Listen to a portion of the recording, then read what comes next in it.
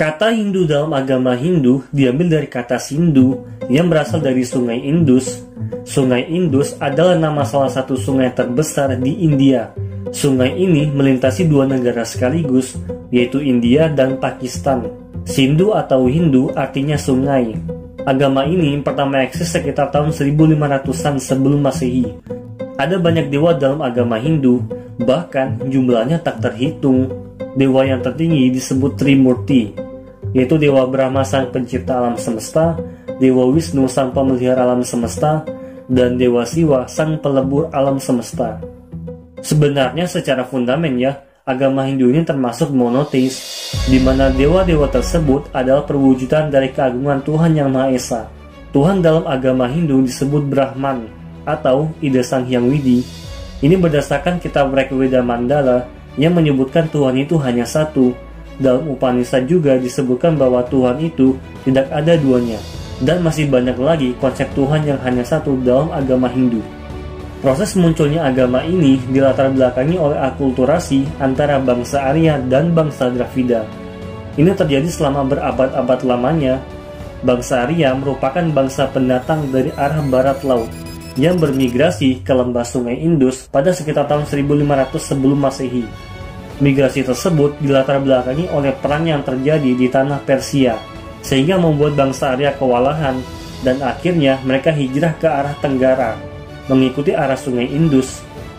Bangsa ini merupakan manusia yang berasal dari wilayah Asia Barat, tapi masih serumpun dengan bangsa Yunani, Romawi, dan Jerman. Mereka berdarah Indo-Eropa, ciri fisik mereka seperti orang Eropa pada umumnya, berkulit putih, berbadan tinggi, berhidung mancung, rambutnya pirang, dan warna matanya biru. Sedangkan bangsa Dravida merupakan bangsa asli yang mendiami Sungai Indus, bercirikan fisik kulit gelap, berpostur pendek, berhidung pesek, rambutnya berwarna hitam, dan warna matanya coklat. Bangsa Arya merupakan bangsa pengembara. Mereka hidup dengan cara beternak, karena hewan ternak merupakan komoditas yang bisa dibawa kemanapun saat berpergian. Selain itu, mereka juga jago perang, sehingga kedatangan mereka ke Sungai Indus membuat bangsa Dravida terinvasi. Hingga mau gak mau mereka harus terpaksa pindah ke sebelah selatan India. Mereka sangat beringas, sampai melakukan kekerasan serta menumpahkan darah bangsa Dravida. Dan ini dibuktikan dengan ditemukannya banyak peninggalan berupa tumpukan mayat dan kerusakan bangunan di kota Harappa. Migrasi bangsa Arya ke Sungai Indus tidak berlangsung dalam sekali perjalanan saja, tapi secara bertahap, dan ini berlangsung selama berabad-abad lamanya. Awalnya bangsa ini memerangi bangsa Dravida, tapi lama-kelamaan mereka berhasil berbaikan dan membaur. Ini menghasilkan berbagai karya dan kemajuan peradaban yang sangat pesat. Awalnya bangsa Dravida memberikan 3 reaksi setelah diserang oleh si pendatang. Kelompok yang pertama yaitu mereka yang menolak kedatangan bangsa Arya dan memberinya perlawanan hingga banyak yang tewas. Kelompok kedua yaitu mereka yang menyingkir ke arah selatan India. Kelompok yang ketiga yaitu mereka yang berusaha melakukan asimilasi yang kemudian melahirkan berbagai kebudayaan baru. Kelompok inilah yang disebut bangsa Indo-Arya, atau kita biasa menyebutnya sebagai bangsa India, yaitu bangsa yang lahir dari peradaban Sungai Indus. Bangsa Arya datang dari tanah Iran membawa ajaran Avesta yang merupakan kitab dari agama Zoroaster.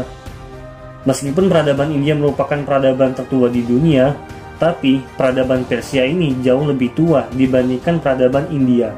Persia telah eksis sejak 2500-an sebelum Masehi. Bangsa Dravida memang eksis di sekitar tahun itu juga, tapi peradaban mereka tidak semaju Persia.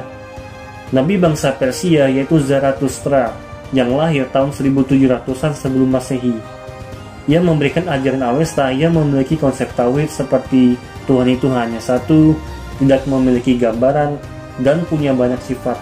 Karena bangsa Dravida ini telah punya corak kebudayaan seni yang lebih maju dan juga sistem kepercayaan berupa animisme dan dinamisme, jadi ini yang membuat ajaran Avesta yang dibawa bangsa Arya bercampur dan memiliki corak kebudayaan dari peradaban Sungai Indus, sehingga ajaran yang seharusnya monoteis menjadi terlihat seakan politeis.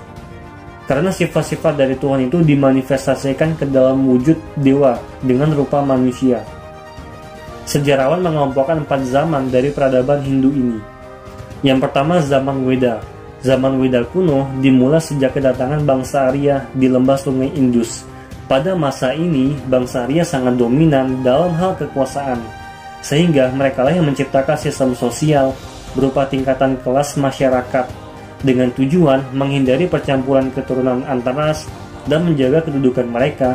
Jadi sistem kasta atau yang kita kenal dengan caturwarna sebenarnya bukan berasal dari agama Hindu itu sendiri, melainkan budaya yang diciptakan oleh bangsa Arya. Caturwarna terdiri dari 4 tingkatan dalam masyarakat berdasarkan peranannya. Kasta yang tertinggi yaitu kasta Brahmana. Peranannya sebagai kaum intelektual dan pemimpin spiritual. Upacara keagamaan adalah ritual yang paling tinggi dalam kerajaan. Jadi para Brahmana itu bertugas sebagai penasihat bagi raja, penasihat dalam hukum kerajaan, dan memberi petunjuk kepada umat Hindu. Kasta yang kedua yaitu Ksatria. Kasta ini ditempati oleh para bangsawan, raja, prajurit, dan keturunannya. Kasta yang ketiga yaitu Waisya, terdiri dari golongan pedagang, saudagar, dan pebisnis. Kasta yang keempat yaitu Sudra. Kasta ini terdiri dari pekerja kasar, seperti petani, peternak, dan menjadi pelayan bagi kasta di atasnya. Dari keempat kasta tersebut, bangsa Arya masuk ke golongan kasta Brahmana dan Ksatria. Pada zaman Weda inilah, para resi menyusun kitab suci Weda yang menjadi kitab bagi agama Hindu di dunia. Pada zaman ini pula, konsep dewata sebagai manifestasi keagungan Tuhan telah ada.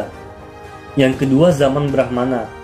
Kekuasaan kaum Brahmana sangat besar terhadap kehidupan keagamaan. Ini ditandai dengan tersusunnya tata cara beragama yang teratur. Kedudukan kaum Brahmana sangat penting, karena kaum Brahmana berperan sebagai ahli spiritual, sekaligus kaum intelektual yang bertugas memberi nasihat kebijakan kerajaan dan nasihat kehidupan bagi masyarakat penganut Hindu. Yang ketiga yaitu zaman Upanishad. Pada zaman ini, para resi menyusun berbagai kitab filsafat agama atas dasar kitab Weda. Pada masa ini, pemukiman di lembah sungai Gangga dihuni oleh penduduk yang mayoritas berprofesi sebagai pedagang. Mereka berpemikiran memprioritaskan agama di atas segalanya itu bukan hal yang baik. Maksudnya terus-menerus mengurusi agama dan sampai meninggalkan pekerjaan serta keluarga secara berlebihan itu bukan hal yang baik. Jadi mereka berpikir bahwa antara kesibukan duniawi dan ibadah haruslah seimbang. Tidak boleh ada salah satu yang berlebihan. Sehingga timbul kitab mengenai hasil pemikiran filsafat para Brahmana. Yang keempat, zaman Buddha. Zaman ini dimulai ketika putra Raja Sudodana yang bernama Siddhartha Gautama menafsirkan kitab Weda dari sudut logika dan mengembangkan sistem yoga dan semedi sebagai jalan penghubung diri dengan Tuhan. Pada masa ini pula lahir seorang raja dari dinasti Maurya yang namanya dikenal sebagai raja termasyhur dalam sejarah India, sekaligus salah satu dari 100 tokoh paling berpengaruh sepanjang masa, yaitu Raja Asoka. Sedangkan di masa modern saat ini, agama Hindu telah berkembang sangat luas.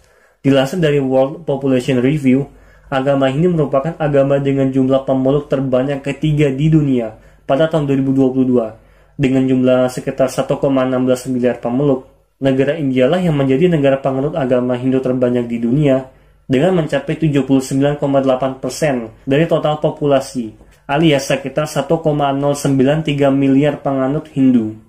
Dan nggak cuma agama Islam maupun Kristen saja yang memiliki aliran, agama Hindu juga punya aliran yang banyak, dan ini dipengaruhi oleh guru spiritual serta budaya yang berkembang di setiap daerah.